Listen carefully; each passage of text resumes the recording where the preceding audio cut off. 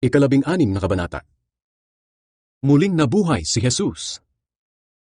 Makalipas ang araw ng pamamahinga, sina Maria na taga Magdala, Maria na ina ni Santiago, at Salome ay bumili ng pabango upang ipahid sa bangkay ni Jesus. Nang araw ng linggo, kasi sikat pa lang ng araw ay pumunta na sila sa libingan. Habang naglalakad sila, nagtatanungan sila kung sino ang mapapakiusapan nilang magpagulong ng bato na nakatakip sa pintuan ng libingan, dahil napakalaki ng batong iyon. Pero pagdating nila roon, nakita nilang naigulong na sa tabi ang bato.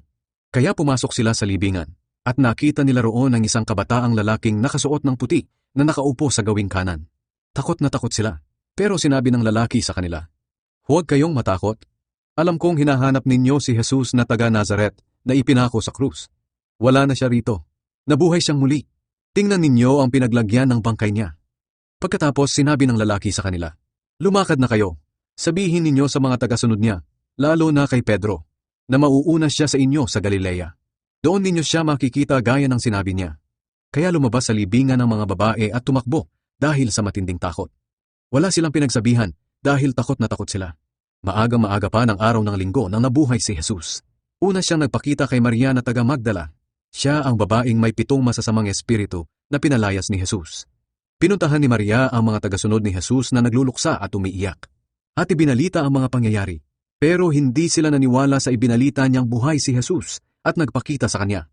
Pagkatapos noon, nagpakita rin si Jesus sa 2 pa niyang tagasunod na naglalakad patungo sa bukid. Pero iba ang kanyang anyo. Kaya bumalik sa Jerusalem ang 2 tagasunod at sinabi sa iba nilang kasamahan na nagpakita sa kanila si Jesus. Pero hindi rin naniwala ang mga ito. Nang bandang huli, nagpakita rin si Jesus sa 11 apostol niya habang kumakain ang mga ito. Pinagsabihan niya ang mga ito dahil sa kawalan nila ng pananampalataya at sa katigasan ng kanilang puso. Dahil hindi sila naniwala sa mga nakakita sa kanya matapos na muli siyang mabuhay.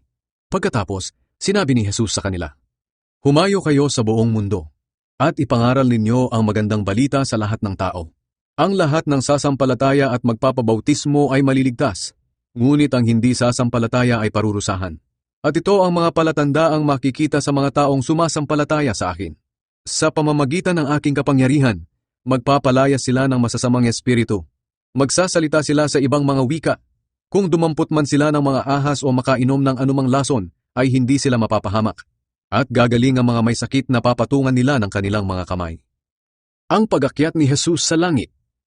Pagkatapos magsalita ni Jesus sa kanila, iniakyat siya sa langit at umupo sa kanan ng Diyos. Pumunta naman ang mga tagasunod niya sa iba't ibang lugar at nangaral. Tinulungan sila ng Panginoon at pinatunayan niya ang ipinangangaral nila sa pamamagitan ng mga himala na kanilang ginagawa.